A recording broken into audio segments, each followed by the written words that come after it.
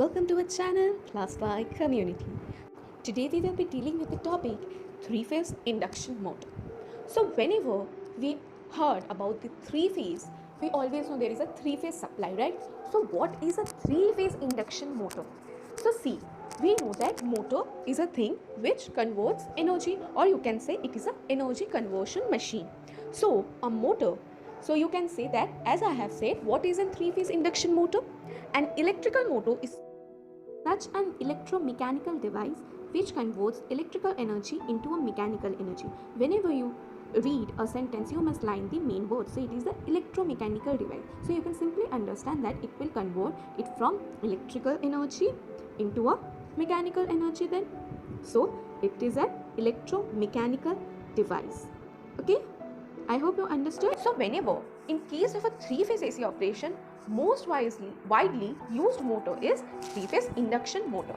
That means this motor will convert the electrical energy into mechanical energy, but with the supply of the three-phase. So let's move on and see how a three-phase induction motor looks. So like this, a three-phase induction motor will look. So in real life, we see our induction motor looks like this. But our induction motor is divided in two parts. One will be your stator and one will be your rotor. So see what these two components of induction motor tells us about the three-phase supply. Where does a three-phase supply has been applied? So let's move on and see that. So as I told, our three-phase induction motor has a two parts. So it's written, it consists of two parts. One is a stator and another is a rotor. So this stator, from the word you can simply understand that it is a stationary part of the motor, and the rotor is the rotating part of the motor. So what do you mean by stationary? That means it is static. That means it will not change. That means there will be no motion in its part. Whereas the rotating word would simply express you that there will be motion in the following part. Okay, so I hope you understood till this. So now move on. So as I told, the first part, which is the stationary part of the three-phase induction motor, is our stator. Yes, you are right. But stator also have three main parts, and these three main parts are, one is your outer frame, another is your stator core, and the last is your stator winding. So we will see each of them in a picturized manner, and first we will read it and then we will see in the body also. Okay. So the outer frame, it says that it is the outer body of the motor and it protects the inner part of the machine. So let's move on and see which part is the outer frame. Okay. So in this portion of the stator is the outer frame. Okay. And this will protect the inner portion of the machine. So you understood which is the outer part? I hope you understood. Now, what is the stator core? See, built up of high-grade silicon steel. It will be built up of a very high-grade silicon steel, and it will be carrying the alternating magnetic field. Okay, so let's see in the picture. So our stator core is this part. Okay. And the last, which is a stator winding, has a three-phase winding, because at that part only we will supplying the three-phase supply. So let's see. So here our windings are all of this. And if you are not understanding this picture, I hope you can clearly observe this picture. Then this picture will give you a very basic idea that this part is your outer frame, this is your stator core, and there are many slots in the stator core, and all this orange part is your stator windings. Okay, so we are done with the stator part. Now we will move on to our rotor. But before that, you should also know where will be the supply. So let's see another picture which will show you the supply. So see, this picture will state you that from here we can get a three-phase supply. This areas, this wire states you that this will be from this part, it will be given the three-phase supply. So I hope you understood the stator part. Now we will move on to the rotor part. So there are two types of rotors which are used or is employed in a three-phase induction motor. So first is our squirrel cage rotor, or you can say squirrel cage rotor, or a phase wound slip ring rotor. Mostly squirrel cage rotor is used in three-phase induction motor, and the phase wound is mostly used in the synchronous motor. Okay, so now let's move on and see in the picture. So the construction of this rotor part, that it says that the squirrel cage type.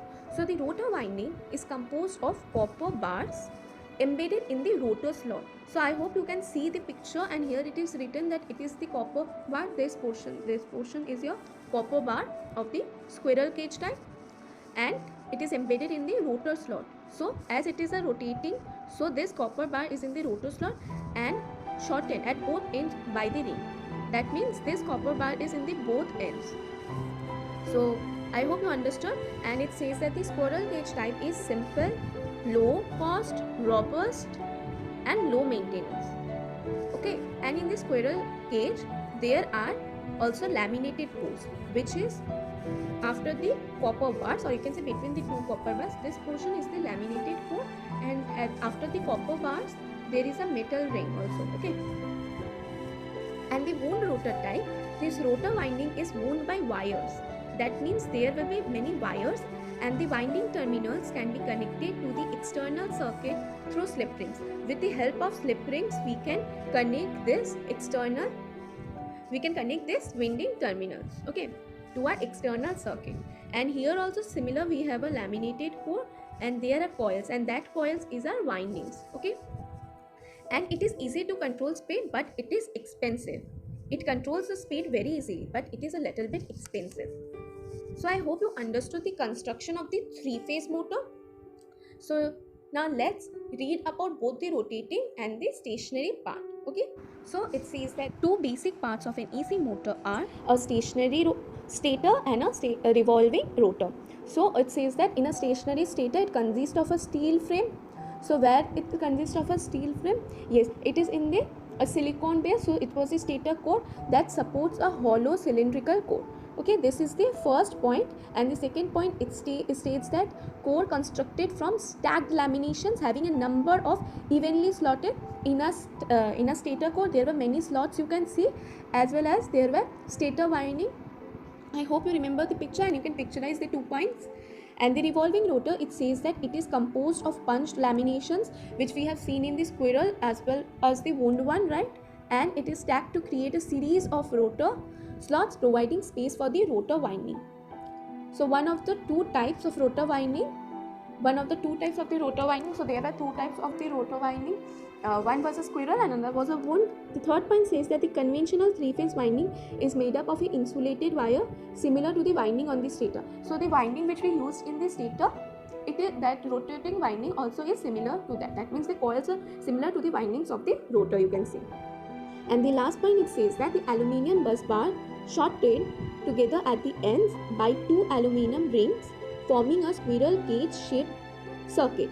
So at last you can use aluminium bus bars also, or you can use copper bus bars also. It was giving the protection, or you can say it was giving a shaped circuit, right?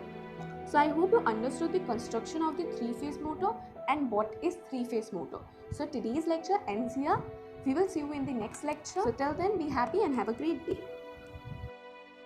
Now is the code time. Fighting you is the only reward I want. I said for saving your life.